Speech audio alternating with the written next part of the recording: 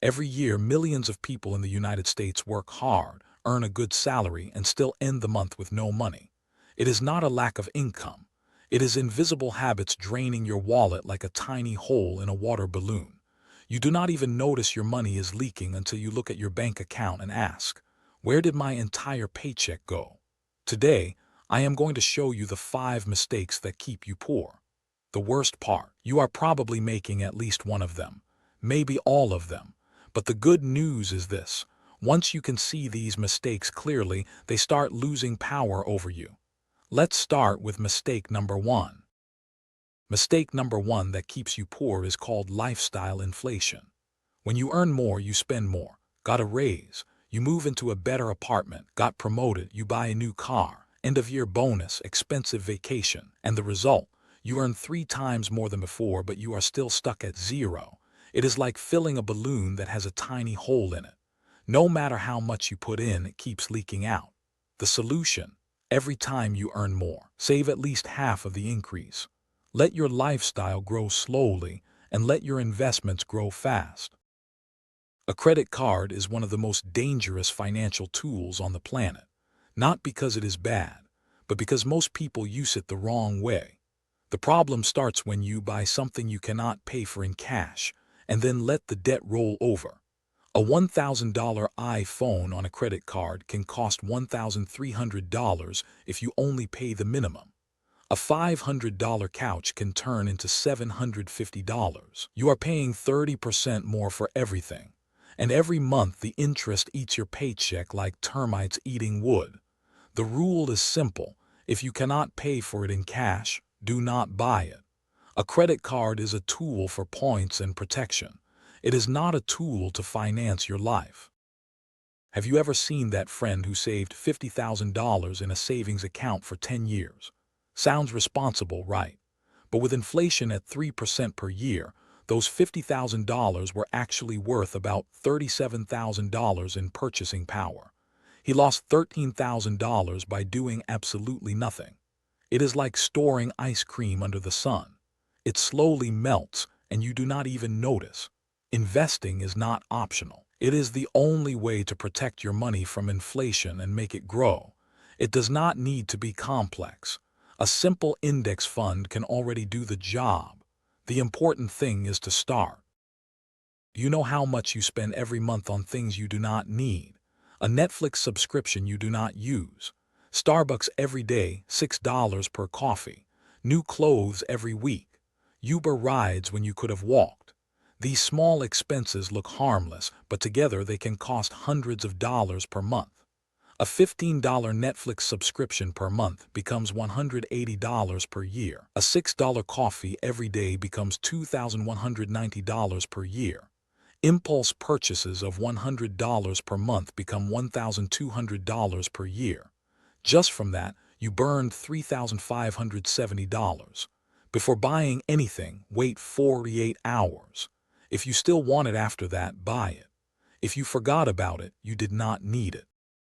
Have you ever gotten in a car without knowing the destination, just driving around until the gas tank runs empty?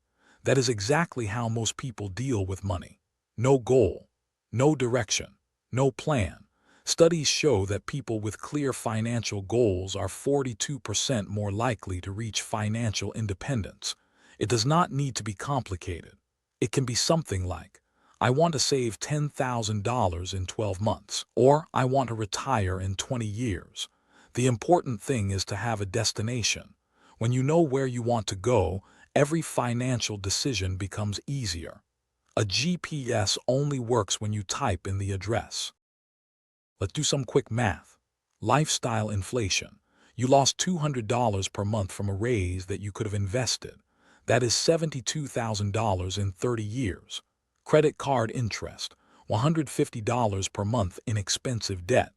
That is $54,000 in 30 years. Not investing, $300 sitting still could have become $347,000 at 8%. Spending on junk, $400 per month wasted. That is $144,000 in 30 years. No financial goals. Bad decisions costing you $100 per month. That is $36,000 in 30 years. Total, almost $650,000 you could have had if you had avoided these mistakes. 5 simple mistakes that cost $500,000. Fixing financial mistakes is like cleaning a flooded bathroom without turning off the faucet. You can spend the whole day drying the floor with a towel, but as long as the water keeps running, the problem will never be solved.